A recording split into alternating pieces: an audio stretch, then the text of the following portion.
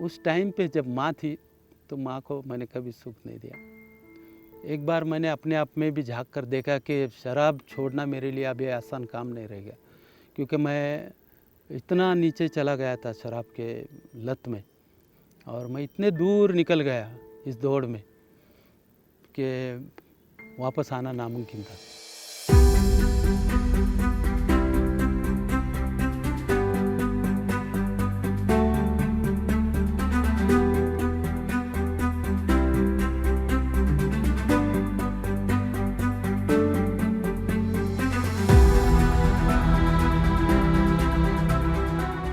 साल के हेमंत की आंखों में कई सारे सपने जगमगाते थे। उसे अपने बड़े भाई की तरह सिंगर बनना था। मोहम्मद रफ़ी और किशोर के गानों में वो अपने सपनों की उड़ान भरने लगा था। लेकिन उसे सबसे ज़्यादा पसंद था नए नए दोस्त बनाना और कुछ नया आजमाना। पर उसे ये पता नहीं था कि ऐसी ही एक दोस्ती की उसे बहुत बड़ी कीमत चुकानी पड़ेगी, जानलेवा कीमत।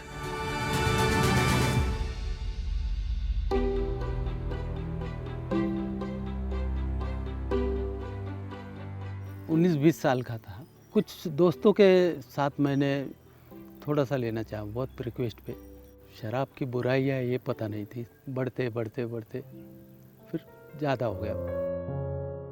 अपना गरज के धंधे में अपना ध्यान देना मैंने छोड़ दिया।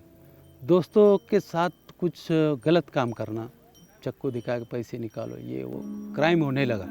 लत लग गई शराब की, जैसे कि मैं रात में पीता था तो दिन में पीने लगा, दिन में पीता था तो सवेरे भी पीने की आदत होने लगी।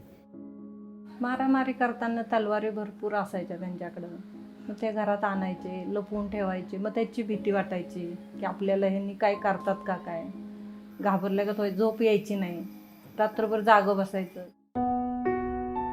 शराब से रिश्ता बनाते बनाते हेमंत की जिंदगी के वो रिश्ते छूटने लगे थे जो उसके लिए वाकई मायने रखते थे।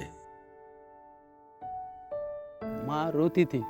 अब ऐसा इतना गिल्टी फील होता है और इतना बुरा लगता है कि माँ को ये दिन देखने चाहिए था, यानी माँ अब चाहिए थी, क्योंकि अब उसके मन में था कि मेरा छोटा बच्चा है ना, बहुत अच्छा है। कुछ दिनों में वो असर होने लगा मुझे। मेरे लीवर में सूजन आ गई और मैं बीमार रहने लगा। और ये बीमारी है ये पता नहीं था। ये परिवर्तन में जब मैं एडमिट होने के बाद, उसके बाद वो काउंसलिंग करते थे, तब मुझे ये पता चला कि ये बीमारी है। दवाई के साथ फिर वापस पीना चालू हो गया। उसके बाद मेरी कंडीशन आखिरी स्टेप पे आ गई। मुझे कुछ सूझ नहीं रहा था, मैं विड्रॉल में था। तो वो ऐसा देखने के बाद बच्ची को उठा के मैंने फेंक दिया। तो फिर 1-2 दिन के बाद जब होश ठीक तरीके से आया, तब मेरे सामने एक किसी और पेशेंट की माँ बैठी थी कि आप आदमी या हैवान है। हर बार आपने उनका इंसल्ट किया, हर बार उनको अपमानित किया। वही औरत आपको बचाने के लिए अपने घर के बर्तन, अपने जेवर सब बेच के आपके दवाखाने की फीस भर रही है। शर्म नहीं आती आप? मैंने निश्चय कर लिया, निर्धार कर लिया कि अब नहीं, अब बहुत हो गया, अब मैं तकलीफ़ नहीं दूंगा। अगर मरना है मुझे ना, तो मैं ज़रूर मरूंगा, लेकिन मैं कसम खाता हूँ कि मैं आज के बाद बिगर शराब पिए मरूंगा। एक दिन बर्थडे था बच्चे का, तो उस टाइम पे मैं थोड़ा लेट हो गया आने में। तो मेरी बीवी ने मुझे बताया कि चलो कोई बात नहीं, आप नहीं ले आए, केक वगैरह हमने छोटा सा बनाया घर में, लेकिन आपके लिए बच्ची ने कुछ सरप्राइज़ रखा है, आपके लिए कुछ ले आया है। मतलब क्या ले आए? वो बच्ची के हाथ में गुटखे की 10 पुड़िया थी। मैं बीवी से थोड़ा नाराज़ हो गया, डांटा उनको, ये आपने क्यों उनको लाने बताया? बोले वो मैंने ले लाया, आप जो 1-2 रुपए देते थे उसको खाने के लिए, उसने जमा करके रख दिया था। और रात में जब आप बोलते थे 10 बजे बच्चे को जाओ पूड़ी लेके आओ खाना खाने का, तो बच्ची डरती थी।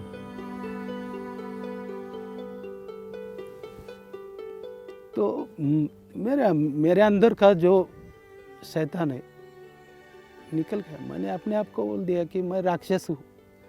मुझे उसी टाइम पे बहुत फील हो गया। मैंने बच्चे को गले से लगा लिया, नहीं बोला तेरा पापा ज़िंदगी में कभी भी कोई गलत काम नहीं करेगा, ये मैं कसम फिर से खाता हूँ।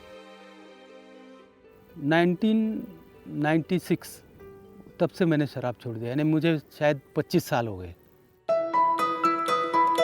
हेमंत की तरह हर कोई इस दलदल से निकल सकता है, जीत सकता है। जरूरत है तो बस थोड़े से हौसले की, थोड़ी हिम्मत की।